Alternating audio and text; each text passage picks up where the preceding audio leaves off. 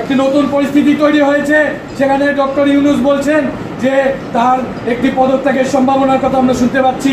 আমরা স্পষ্ট করে মনে করিয়ে দিতে চাই যে এই যে 24-এর যারা ছাত্র জনতা, যারা শহীদ হয়েছে, যারা আহত হয়েছে, রাজপথ রক্তে রঞ্জিত করেছে, তারা এই ডক্টর ইউনূসের কাছে নিজেদের যে পরাগত আত্মা, সেই আত্মা তাদের কাছে সমর্পণ করেছে এবং এই ডক্টর ইউনূসের কাছে এই সকল শহীদের আত্মার নিবন্ধন, তাদের যে প্রতিজ্ঞা, তাদের যে প্রমিস, সেই প্রমিস এই ডক্টর ইউনূসের কাছে আছে। নগদ পেমেন্টে 500 টাকা পর্যন্ত ক্যাশব্যাক আর লেনদেনে প্রতিদিন ডিপ ফ্রিজ এবং ঘন্টায় ঘন্টায় এসি টিভি সহ দারুণ সব গিফট। সে যদি এই ডক্টর ইউনূস, আমরা তাকে শ্রদ্ধা করি, সম্মান করি, সে যদি আমাদের জন্য নতুন বন্দোবস্ত, নতুন সমাজ ব্যবস্থা, নতুন রাজনৈতিক ব্যবস্থা, নতুন শিক্ষা ব্যবস্থার রোডম্যাপ এবং সেটি বাস্তবায়নের প্রক্রিয়া শুরু করে দিয়ে না যায় এবং তার আগেই যদি সে চলে যায়, তবে এই জুলাইয়ের প্রতি তারও এই বেইমানি আমরা সহ্য করব না।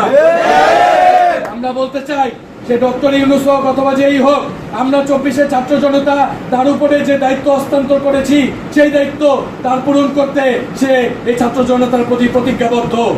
আমরা বলতে চাই, তাও যদি এরকম হয়ও যে কোনো বৈদেশিক চক্রের কোনো ষড়যন্ত্রের কারণে ডক্টর ইউনূসকে ঘরোয়া কোনো চাপের মধ্যে, কোনো ধরনের একটি আন্তর্জাতিক মাধ্যমে কোনো চাপের মধ্যে তাকে যদি পদত্যাগ করানো হয়, ইতিহাসের পাতায় তা লেখা থাকবে।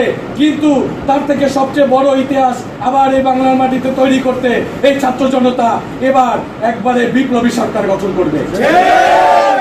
মনে রাখতে হবে, যদি ডক্টর ইউনূস সাহেবকে জোর করে কোনো ধরনের চাপ সৃষ্টি করা হয়, তবে এই ছাত্র জনতাকে সেই দায় নিতে হবে এবং ছাত্র জনতা তার মতো করে নতুন রাজনৈতিক ব্যবস্থা, নতুন সমাজ ব্যবস্থা, নতুন শিক্ষা ব্যবস্থা গঠন করে তারপরে নতুনের রাজত্ব কায়েম করে নতুন বাংলাদেশের স্বপ্ন দেখিয়ে তারপরে গণতান্ত্রিক প্রক্রিয়ায় দেশকে ছাড়বে।